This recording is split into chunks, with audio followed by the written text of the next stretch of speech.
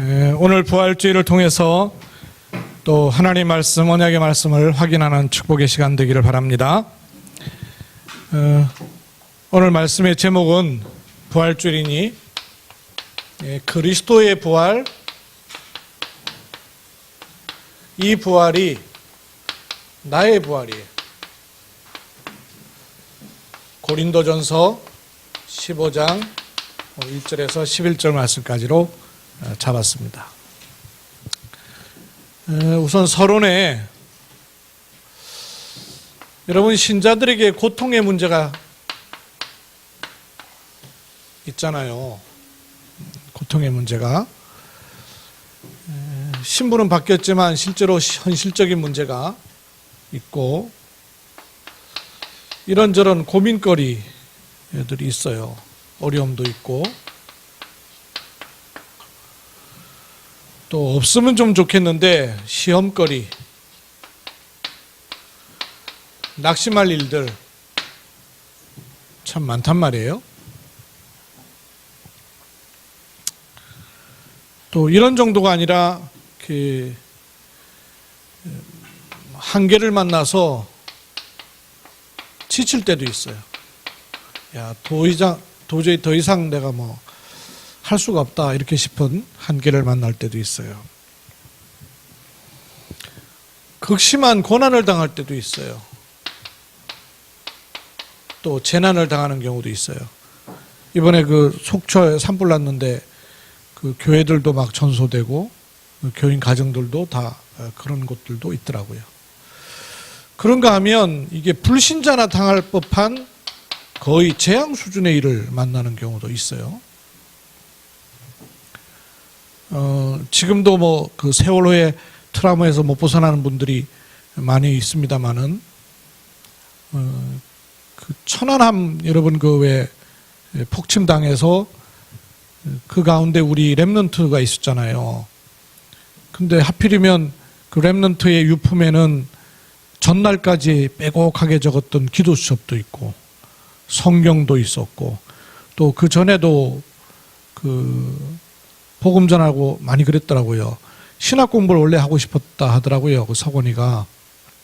제가 알고 있는 목사님 아들이에요. 그 목사님이 사진을 참 잘 찍으시는 사진 작가신데 박병규 목사님이라고 천안에 계신 분인데 돌아가시고 이 목사님은 메시지가 있으니까 그래서 천안함 유족 대표 회장인가 하셨어요. 그렇게 해서 여러 가지 활동도 참 많이 하셨는데 그리고는 외아들이었거든요. 그래서 그 말고도 또 두 아이를 입양을 나중에 했어요. 그래서 지금 잘 자라고 있습니다. 지금 고등학생, 대학 들어갔나 모르겠네요. 잘 자라고 있고 그러다가 이 목사님도 암이 와가지고 소천 받으셨어요. 소천 받고 사모님이 유품 정리하다가 목사님이 이렇게 꼭꼭 숨겨놨던 나중에 모르겠어요. 제가 자세히 모르겠는데 사모님한테 얘기를 했다는지 아니면 그냥 저긴지 잘 모르겠는데 통장 발견해갖고 보니까 돈이 1억이 넘게 들어있는 거예요. 이래가지고 남편도 없이 이제는 말하자면 입양한 아이 둘 데리고 살아야 되는데 사모님이요 1억 원을 RUTC에다 헌금을 해서 저번에 방송에 나왔었잖아요. 그리고 또 있으니 또 1억 통장이 발견돼가지고 그 두 번이나 다 그러니까 전 재산을 다 이렇게 두 번씩이나 이제 그거 보면서 세월호에 가족을 잃었던 사람들이 트라우마를 못 벗어나가지고 사는 사람이 있는가 하면 복음 갖고 사는 분들은 전에 살지 못했던 인생을 사는 분도 있거든요. 신자의 고통 자체가 사실은 문제가 아니라 이걸 보는 눈이 중요해요. 눈이. 그래서 결론에 좀 말씀을 드리기로 하고 여러분 그리스도의 부활 그러면 일단 이유를 알아야 되겠죠. 저희 도대체 믿어지냐 말이에요. 왜 안 믿어지냐면 이유를 모르니 그렇거든요. 그런데 사실을 알고 보면 그리스도의 부활의 이유는 반드시 부활하셔야만 해요. 그 절대성이에요. 이걸 모르기 때문에 많은 걸 놓치게 돼요. 이제 이런 얘기를 하더라고요. 우리 아들내미가 엄마 아빠는 잘 믿어진지 모르지만 자기는 뭐 복음 그러면서도 가정도 그렇고 교회도 그렇고 뭐 교인들도 자꾸 나오고 그러니까 자기는 잘 안 믿어진다는 거예요. 엄마 아빠는 믿어지는지 모르지만 자기는 복음이 잘 안 믿어진다는 거예요.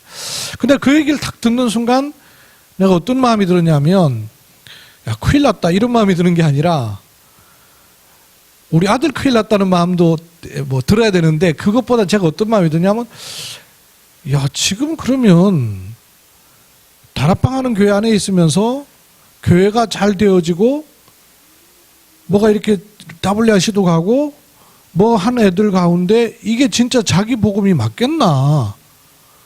교회가 되고 열매가 일어나고 증거가 하고 이런 것 때문에 자기가 복음이 확인돼 가지고 막 하고 있다면, 그거 없을 때는 그럼 그런 애들 어떻게 하게 되겠나? 이 생각을 제가 하니까, 야, 이거 진짜 원색 복음을 말한다는 게 유혹이 굉장히 많겠구나, 이런 생각도 들고요. 어떤 차원에서 볼 때 같으면, 여러분, 렘넌트는 가능성에 있는 게 아니잖아요. 그러면 지금 헤매고 있는 렘넌트, 지금 좀 되고 있는 렘넌트, 나중에 이들이 10년, 20년이 지나고 난 후에는 어떨까요? 모른단 말이에요. 지금 잘 인도받고 있는 것처럼 보이는 렘넌트가 10년, 20년 후에 어떤 환경 가운데서, 물론 복음이 있기 때문에 살아남을 거예요. 그러나 렘넌트는 그냥 지나가는 법이 없어요. 반드시 하나님이 준비하신 과정들이 있어요. 그럼 그걸 놓고 볼 때는 지금을 섣부르게 판단할 수 없는 거란 말이에요. 오히려 그런 걸 겪는 것이 하나님 보실 때는 더 필요하고 좋을지도 모르는 일들이 있단 말이죠. 그럼 문제는 우리는 자꾸 이렇게 좀 되고 가고 보고 하는 걸로 다 복음을 보기 시작하면 착각하는 거예요. 그럼 여러분, 문제가 해결 안 되는 것? 문제를 해결한다? 이거는요, 세상에도 있어요. 왜냐하면 돈 없다 돈 생기면 해결되잖아요. 이런 문제 때문에 그리스도가 오신 게 아니란 말이에요. 내 형편이 좀 나아지고 분위기가 나아지고 어려움이 좀 풀리고 환경이 개선되고 사람들이 나한테 좋은 얘기를 하고, 그 문제 때문에 그리스도께서 오신 게 아니란 말이에요. 진짜 문제는 이건 문제도 아니에요. 세상에 가진 것 갖고 해결되는 거는 문제라 그러는 게 아니에요. 단어를 그렇게 없으니 단어가 그렇게 쓰는 거지, 그건 진짜 문제가 아니란 말이에요. 뭘 진짜 문제라 그러냐면 이걸 말하는 거예요. 근본 문제. 근본 문제를 말하는 거예요. 도저히 사람과 세상과 육을 가지고는 답도 없고 해결될 수 없는, 그걸 말하는 거예요. 여기에 해결은 다음이고 해답이 바로 그리스도이시다고 말해요. 왜 근본 문제라 합니까? 흑암의 권세, 그리고 저주의 세력, 지옥 배경, 이걸 해결 못하는 거예요. 여기서 모든 문제가 다 나와버린 거예요. 근데 겉에 보이는 게 문제로 보이니까 자꾸 속는 거예요. 이 사단이 속이는 자예요.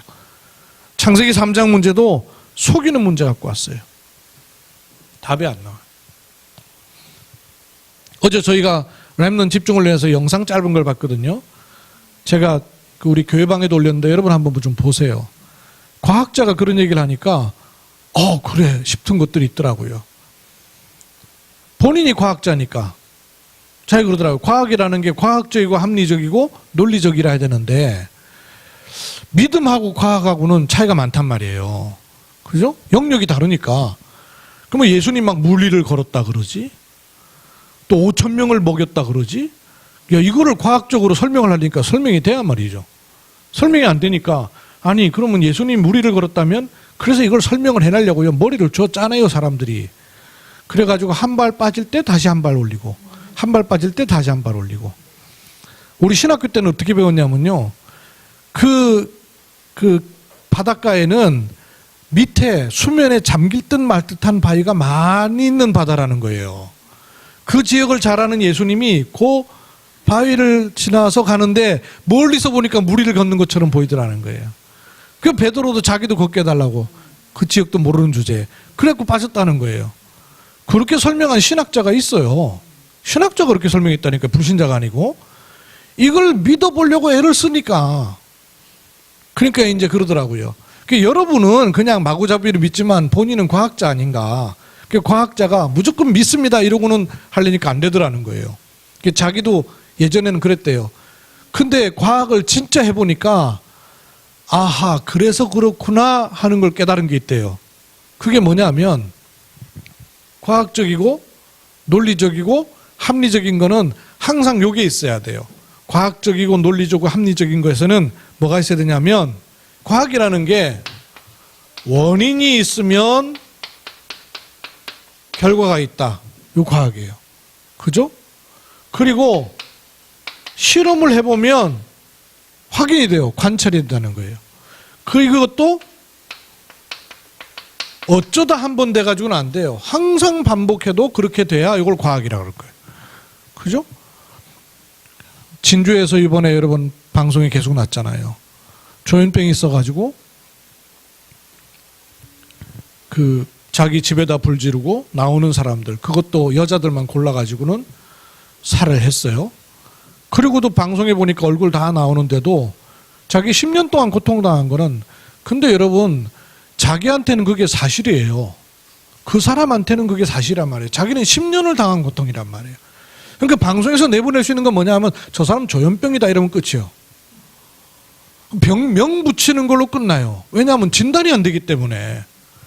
이 진단이 안 되기 때문에 사람이 할 수 있는 거는 이름 붙이는 것밖에 없어요. 하긴 뭐 하나님이 사람한테 주신 게 이름 붙이는 거니까 이름 붙이는 걸로 끝이라.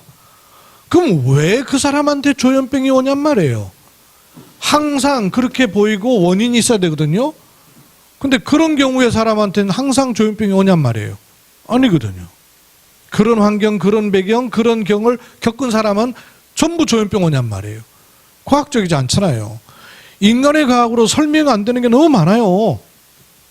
그래서 사람의 과학으로 만드는 게 뭐냐면 법칙이란 말이에요. 물건 놓으면 떨어진다. 항상 그러니까 법칙을 만드는 거예요. 중력의 법칙 이런 거. 질량 보존의 법칙 이런 거. 근데 그 과학자가 하는 얘기가 뭐냐면, 그런데 예수가 도대체 누구기에 이 법칙을 넘어선 일을 하더냐 그 말이에요. 그렇다면 이 법칙 아래에 있는 자가 아니라 이 법칙을 만드신 분 아니냐. 그래, 그런 분이라야 나를 구원할 수 있지. 이렇게 깨달은 거예요. 과학자가니까 말이 맞대요. 그래, 다른 과학자는 너 그걸 믿냐? 그걸 믿냐라고 말한대요, 과학자가. 자기는 그러니 믿지. 그걸 너도 하고 나도 할 것 같으면 뭐하러 믿냐? 똑같은 사람인데. 그걸 해낼 수 있는 분이라야 내가 믿을 수 있는 분 아니냐 하는 게 과학자의 말이었어요. 그 말을 제가 들어보니까 결국 이거예요. 이 답이 없는 거예요. 그러면 그리스도의 부활은 이걸 알아야 돼요. 사람들이요, 부활을 비롯해서 왜 못 믿습니까? 믿지 못하는 이유가 뭐죠? 한 번도 그런 일이 일어난 적이 없어요. 그죠? 한 번도 그런 일이 일어난 적이 없단 말이에요. 물로 포도주를 만든 일이 없고 5,000명을 먹인 일이 있고 무리를 걸어간 적이 없어요. 더군다나 사람이 죽었다 살아난 적이 한 번도 없어요. 그런데 단 한 번도 일어나지 않은 일이 일어나야만 근본 문제가 해결되는 거예요. 근본 문제를 문제를 해결하는 일은 역사 속에 단 한 번도 없었어야 돼요. 그런데 반드시 한 번은 일어나야 돼요. 유일한 일이 일어나야 돼요. 그래야 근본 문제의 답이 되기 때문에. 그래서 그리스도의 일이 반드시 있었어야 돼요. 왜 예수님이 기적을 행하십니까? 기적이 목적이 아니에요. 배고픈 사람들 먹이기 위해서 기적을 한 거예요? 아니에요. 모든 성경의 기적은 예수님이 바로 그리스도의 일을 하시는 분이구나. 즉 예수님이 누구라고요? 그리스도구나 하는 것을 알리길 원하시는 거예요. 그런데 도저히 믿을 수 없는 일인데 믿어야만 길이 나오잖아요. 그래서 믿을 수 없는 일인데 믿어야만 되는 시간표가 오기 때문에 미리 하나님이 약속을 해놓은 거예요. 여러분, 약속 자체를 안 해놓으면 어쩌다 우연히 생긴 건지 알 수가 없잖아요. 그런데 한 번도 일어나지 않은 일이에요. 근데 그 일이 반드시 있어야만 돼. 그래야 그리스도의 시작이 되니까요. 그래서 약속을 해놓은 거예요. 약속을 해야 될 거 아니에요. 약속해놨던 것이 일어나야 확인이 되는 거 아니에요. 그래서 아무런 약속 없이 그리스도께서 오신 게 아니에요. 미리 계속 약속을 그래서 하신 거예요. 그냥 주신 게 아니에요. 반드시 일어나야만 되는 일이에요. 근데 한 번도 안 일어났던 일이 일어나면 야, 기적이다 그러고 넘어갈 거 아니에요. 반드시 일어나야만 되는 일입니다. 그리스도 오셔야만 돼요. 그런데 미리 알지를 못하면 이게 무슨 일인지를 믿을 수가 없단 말이에요. 그래서 미리 약속을 하신 거예요. 어떻게 약속하셨냐면 한 번 약속하신 것이 아니라 실제로 역사 속에 오셔야 되기 때문에요. 역사 속에 계속 약속을 해온 거예요. 그래서 구약이에요. 한 번 약속한 게 아니에요. 계속 역사 속에서 계속 약속을 한 거예요. 요걸 약속하기 위해서 처음에는 한 사람을 부르고 요 가지고는 안 되니까 한 가문을 부르고 나중에는 어떻게 합니까? 한 나라를 불러서 약속을 계속하는 거예요. 이스라엘은 나라가 중요한 게 아니에요. 육신과 역사 속에 오셔야 되기 때문에 그 약속을 해놓으시는 거예요. 한 사람에게, 한 가문에, 한 나라로 계속. 그것도 한 번이 아니라 반복적으로. 그래서 구약에 그리스도에 대한 약속이요, 한 1600번 정도 나와요. 계속 반복해서 하는 거예요. 왜냐? 그래놔야 그리스도 오셨을 때 알아볼 수 있으니까. 무턱대고 나가 기다려요? 인상착의, 옷차림, 이걸 알고 나가는 거예요. 그것처럼 약속을 해야 뭐가 가능합니까? 만남이 가능해지는 거예요. 그래서 그리스도라면 부활할 것을 계속 예언했던 겁니다. 그래서 그리스도라면 반드시 부활하셔야만 해요. 사람 죽었다가 다시 살아났다? 절대 믿으면 안 돼요, 여러분. 그렇죠? 그런데 뭐가 약속이 되어 있냐? 그리스도라면 반드시 부활하셔야만 하는 거예요. 왜? 벌어진 일이 돈 문제가 아니에요. 건강 문제가 아니에요. 근본 문제 해결은 다른 도리가 없어요. 역사 속에 한 번도 일어나지 않았던 일이 일어나야만 근본 문제 해결하는 주인공인 그리스도가 되는 거예요. 그래서 약속해놨어요. 두 번째, 그런데 나사렛 동네 목수의 아들로 자란 예수가 부활했더라 그 말이에요. 왜 부활해야 됩니까? 당연히 부활하셔야 돼요. 왜죠? 그 약속의 성취이시기 때문에. 그래서 예수라는 사람이 죽었다 부활한 게 아니에요. 누군가는 죽었다가 부활해야 돼요. 그렇죠? 누군가는 죽었다가 부활해야 돼요. 누군가가 죽었다 부활해야 됩니까? 그리스도께서 죽으셨다가 부활하셔야 돼요. 그럼 그리스도께서 부활하셨다 죽는다는 말은 사람이 죽었다 부활하면 안 되죠.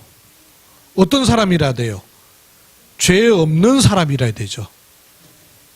죄 없는 사람, 창세기 3장 15절. 모든 사람은 죄 때문에 죽어요. 그래서 사람이 죽었다가 부활하면 할 수도 없지만 해도 안 돼. 어떻게 해야 돼요? 죄 없는 분이 우리와 같은 몸을 입어야 돼요. 이게 첫 번째 조건이에요. 죄 없는 분이 우리와 같이 몸을 입고, 죄 없으면 안 죽어야 돼요. 죽을 이유가 없어요. 사람이 죽는 이유는 늙어 죽는 거 아니에요. 경운기 받쳐 죽는 게 아니에요. 죽는 이유가 뭐예요? 죄의 삭시 사망이에요. 죄로 인해 모든 사람이 죽는 거예요. 근데 죄 없어요. 죄 없는 분이 죄를 대신해서 죽으셔야 돼요. 그래서 마가복음 10장 45절에 죄를 짊어지신 죽음, 죄를 대신한 대속의 죽음이라 해야 돼요. 그리고 그 죽음은 오늘 성경 말씀 고린도전서 15장 3절 4절, 그래서 성경대로 죽으시고 성경대로 다시 살아나신 분이라야 그리스도가 될 수 있는 거예요. 그 그리스도, 즉 메시아라는 증거로 예수님이 부활하신 거예요. 이걸 유대인들은 도무지 못 알아먹은 거예요. 그래서 어떻게 예수가 너희의 왕이, 우리의 왕이 될 수 있냐? 심지어는 아니 네가 몇 살인데 아브라함이 너를 보고 믿느냐? 그렇게 말하는 거예요. 알아듣지를 못하니까. 그래서 예수님이 부활하시고 나니까 비로소 제자들도요 답이 나오는 게 있었어요. 어떤 답이 나오냐면, 아하, 그랬어야만 했었구나 하는 것들. 여러분 뭐든지 그렇잖아요. 그랬어야만 되는 거, 나중에 지나고 나야 아는 것들이 있어요. 예수님이 부활하시고 나니까 아, 그랬어야만 하는구나 하는 것들이 나오는 것들이 바로 이거예요. 죄 없이 우리를 대신해서 몸을 입고 오셔야 되는구나. 그리고 죄를 대신해서 죽으셨어야 되는구나. 그리고 부활하셨어야 되는 거구나. 그랬을 만한 것들. 그래서 그리스도이기 때문에 수많은 기적들이 있는 거예요. 수많은 기적들, 기적이 목적이 아니랄까요? 그러니까 이걸 또 보고는 지금도 에티오피아 갔더니 이 기적 일으키려고 혈안이 돼 있어요. 기적 일으키려고. 병 고치는 기적, 건강 얻는 기적, 돈 버는 기적, 축복받는 기적, 이 기적을 일으키는 사람들을 방송에 출연해가지고는 영웅시하고 있는 거예요. 복음이 완전 없어요. 왜 그랬어야만 합니까? 그리스도라는 것을 알리시는 거예요. 이걸 거꾸로 말하면 그리스도가 믿어지면 기적이 필요할까요? 기적 자체가 필요 없는 거예요. 왜냐? 뭐가 기적이기에? 예수가 그리스도 되신 것이 기적이기에, 그분이 내 안에 오셔서 내가 하나님의 자녀된 것이 기적이기 때문에 다른 기적이 필요 없는 거란 말이에요. 근데 그 기적을 모르니까 눈에 보이는 걸로다가 계속 확인을 해야 되는 거예요. 예수가 그리스도라는 걸 눈에 보이는 기적을 가지고 자꾸 확인을 해야 되는 거예요. 엉뚱한 거예요. 그랬어야만 하는 것입니다. 아까도 말씀드린 것처럼 그래서 예언되어 있었어야 되는 거예요. 앞날을 알아맞추는 예언이 아니고 와야 되는데 못 알아볼까 봐 그랬어야만 되는 겁니다. 예언과 성취가 있는 거예요. 그런 그리스도의 십자가와 부활인 거예요. 그랬어야만 해요. 이 사실을 알고 나니까 제자들이 뭐라고 고백하는 거예요? 너희가 십자가에 못 박아 죽인 이 예수가 그리스도이시다는 고백을 하게 되는 거예요. 여기에 예수 부활의 한 사람이 아니라 허다한 증인들이 있습니다. 오늘도 고린도전서 15장 말씀을 보셨잖아요. 15장 13절에서 22절 보니까 15장 5절에서 9절 5절에서 9절 보니까 많은 사람에게 보이셨어요. 게바에게 보이고 12제자에게 보이고 500여 형제에게 보이고 야고보에게 보이고 모든 사도와 맨 나중에 만삭되지 못한 내게도 보이셨다. 많은 증인에게 보이셨어요. 그뿐만 아니죠. 히브리서 12장 1절 우리를 둘러싼 구름같이 가득한 허다한 증인들이 있으니 우리를 온전케 하시는 이요 예수를 바라보자. 그랬어요. 예수의 부활은 뭐냐? 당연합니다. 이 사실을 믿는 그리스도가 부활하시도록 오셔야만 되고 예수님이 그리스도의 일을 하신 것이 너무나 당연해요. 이 사실을 믿는 사람은 그 부활이 나의 부활이 됩니다. 그러면 왜 나의 부활이 될까요? 필연적이에요. 그리스도라면 부활 안 할 수가 없어요. 절대적이에요. 예수가 그리스도이기 때문에 당연히 부활하셔야 돼요. 그걸 믿는 나에게 똑같은 일이 일어나는 거예요. 필연적이에요. 왜? 내 증인이 되리라 그러셨기 때문에. 그래서 우리는 그리스도 부활의 증인으로 하나님께서 부르시는 거예요. 증인은 어떤 축복을 누리면 돼요? 그리스도께서 부활하셨기 때문에. 그리스도의 부활은 무슨 말입니까? 지금도 어떻게 하시다? 살아계시다. 지금도 2000년 전에 부활하신 게 아니에요. 지금도 살아계시다가 말이에요. 지금도 살아계시고 내 안에 계시기만 하는 것이 아니고 나와 함께 언제까지? 영원히 때때로 있다가 말다가 항상. 그렇죠? 부활하신 그리스도는 지금도 살아계셔서 내 안에 나와 함께 항상 영원히 거하십니다. 나의 부활, 그리스도의 부활은 나의 부활입니다. 두 번째, 지금도 살아계시기 때문에 그 이름을 주셨어요. 그 이름으로 기도할 때 어떤 일이 생겨요? 그 이름 부를 때 주 예수 그리스도 부르는 시간에 눈에 보이지 않는데 성령으로 역사하셔요. 번호 누르는데 눈에 안 보이는데 바로 미국까지 선이 날아가는 것처럼 성령이 역사하셔요. 눈에 보이지 않는데 예수 그리스도 이름으로 기도할 때 천군 천사를 보내시는 거예요. 사실입니다. 주 예수 그리스도 이름으로 기도할 때 흑암, 사단의 권세가 결박되는 거예요. 이렇게 되니 어떤 일이 일어나요? 하나님의 나라가 임하게 되는 거예요. 모든 알지 못하는 불신앙이 떠나가는 겁니다. 예수 그리스도 이름으로 기도하시기 바랍니다. 왜냐? 사실이기 때문에 이걸 누리는 거예요. 이게 증인이에요. 예수가 그리스도 되셔서 지금도 내 안에 나와 함께 하셔서 그리스도의 부활은 나의 부활이 되는 거예요. 오늘 본 말씀 15장의 13절을 한번 보십시다. 13절에서 22절까지를 오늘 성경을 좀 읽어야 돼요.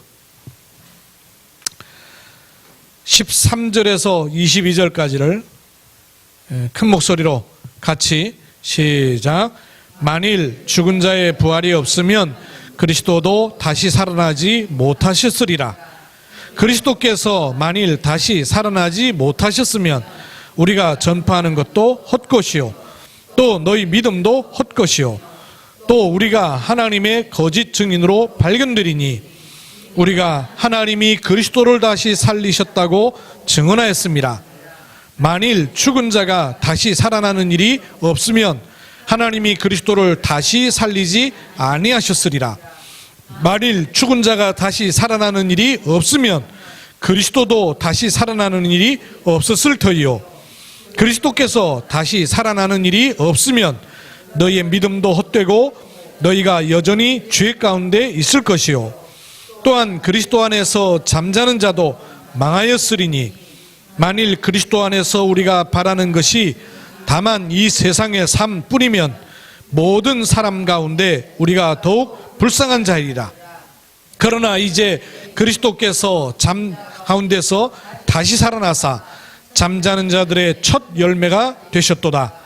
사망이 한 사람으로 말미암아 죽은 자의 부활도 한 사람으로 말미암는도다. 아담 안에서 모든 사람이 죽은 것 같이 그리스도 안에서 모든 사람이 삶을 얻으리라. 아멘. 죽은 사람이 살아나는 일은 한 번도 없었어요. 그런데 죽은 사람이 살아나는 일이 있어야만 돼요. 왜냐? 천국 가야 되니까. 그죠? 죄의 삭은 사망이라 죽게 돼 있어요. 그러나 죽음으로 끝나면 안 돼요. 영생이 있기 때문에. 근데 그러려면 다시 살아나야 돼. 죽은 자가 다시 살아나려니까 그리스도가 살아나는 일이 한 번은 있어야 그 뒤에 그런 일들이 일어날 수가 있잖아요. 그래서 당연히 그리스도는 부활하셔야만 돼요. 그런데 이 일이 예수에게서 나타났어요. 그럼 예수가 죽었다가 살아났다면 그 다음에 어떤 일이 일어나겠냐는 거예요. 그에게 붙어있는 자는 그와 함께 죽은 것이 아니라 살아나게 돼 있다 그 말이에요. 그리스도의 부활은 첫 열매다. 그러면 2000년 전에 그리스도가 부활했다는 말이 아니라 지금도 어떤 일이에요? 지금도 그리스도 안에 있는 자는 부활하도록 되었다가 말이에요. 아멘. 나의 부활이에요. 또 50절에서 58절도 보십시다. 50절 15장에 그렇게 부활에 관한 정확한 메시지가 있어서 부활장이라고까지 해요. 50절에서 58절 또 읽겠습니다. 시작. 형제들아 내가 이것을 말하노니 혈과 육은 하나님의 나라를 이어받을 수 없고 또한 썩는 것은 썩지 아니한 것을 유업으로 받지 못하느니라. 보라 내가 너희에게 비밀을 말하노니 우리가 다 잠잘 것이 아니요 마지막 나팔에 순식간에 호련이다 변화되리니 나팔 소리가 나매 죽은 자들이 썩지 아니할 것으로 다시 살아나고 우리도 변화되리라. 이 썩을 것이 반드시 썩지 아니할 것을 입겠고 이 죽을 것이 죽지 아니함을 입으리로다. 이 썩을 것이 썩지 아니함을 입고 이 죽을 것이 죽지 아니함을 입을 때에는 사망을 삼키어 이기라고 기록된 말씀이 이루어지리라. 사망아 너의 승리가 어디 있느냐? 사망아 너의 쏘는 것이 어디 있느냐? 사망이 쏘는 것은 죄요 죄의 권능은 율법이라. 우리 주 예수를 말미암아 우리에게 승리를 주시는 하나님께 감사하노라. 그러므로 내 사랑하는 형제들아 견실하며 흔들리지 말며 항상 주의 일에 더욱 힘쓰는 자들이 되라. 이는 너희 수고가 주 안에서 헛되지 않은 줄 알미로라. 아멘. 모든 사람의 왕노릇하는 것은 죽음입니다. 그래서 사단입니다. 그런데 그리스도께서 사망을 꺾고 죽음을 꺾고 부활하셨다는 것은 사단의 머리를 박살내셨다고 말해요. 사망아 너의 쏘는 것이 뭐냐? 왜? 그리스도의 부활로 말미암아. 그래서 그리스도께서 우리에게 뭘 주신다고요? 승리를 주시는 하나님께 감사하노라. 그랬어요. 뭐만 안 하면 되느냐? 마지막 58절에 견실하며 흔들리지 말고 더욱 힘쓰는 자들이 되라. 속지만 말라 그 말이에요. 왜? 사단이 하는 거는 사실을 못 바꾸기 때문에, 신분을 못 바꾸기 때문에 속인단 말이에요. 이런 일이 없지 않아요. 있어요. 문제는 안 속아야 돼요. 안 속을래니까 뭐가 있어야 되냐? 눈이 있어야 되는 거예요. 눈이 있어야 돼. 그러면 결론이, 이렇다면 그리스도라면 반드시 부활하셔야만 되고, 예수는 누군가는 와서 죽고 부활하셔야만 되기 때문에 당연히 부활하신 것이요, 그 사실을 믿는 나는 필연적 부활 속에 있는 사람이에요. 여기에 있을 사람이 아니고 이것이 나를 음침한 골짜기로 지옥 권세로 갖고 가도록 할 수 없는 사람이라고 말해요. 그러면 여기에서도 나는 뭐 하게 된다? 부활하게 된단 말이에요. 이 사실을 바울이 알기 때문에 31절의 고백이 나오는 거예요. 한번 봅시다.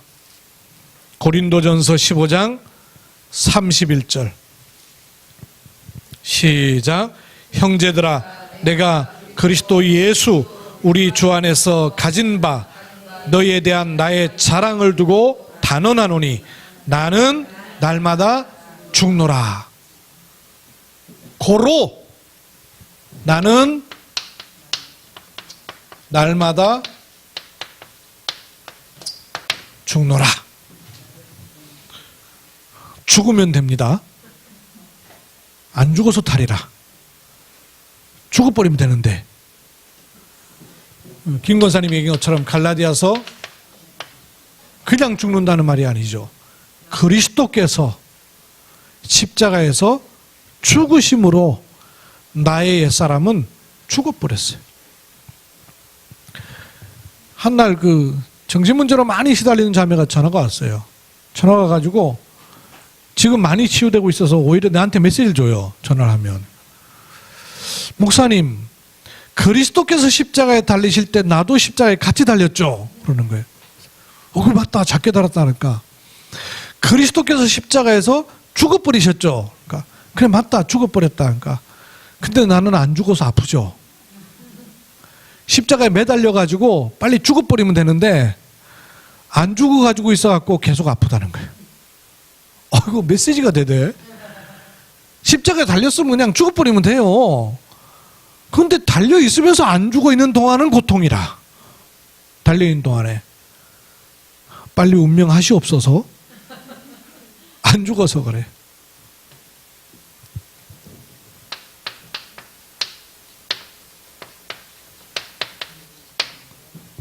죽어도 됩니다.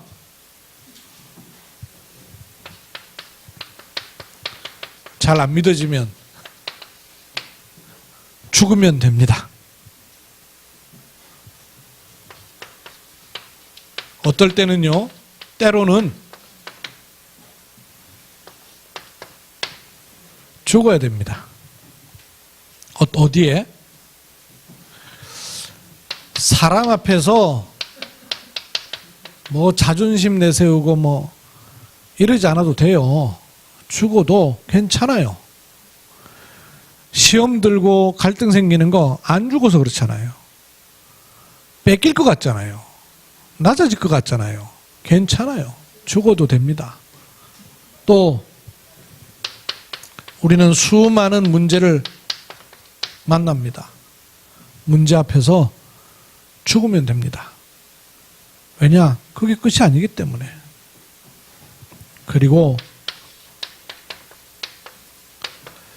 우리는 하나님 앞에 반드시 죽어야 됩니다. 내가 그리스도가 아니기 때문에.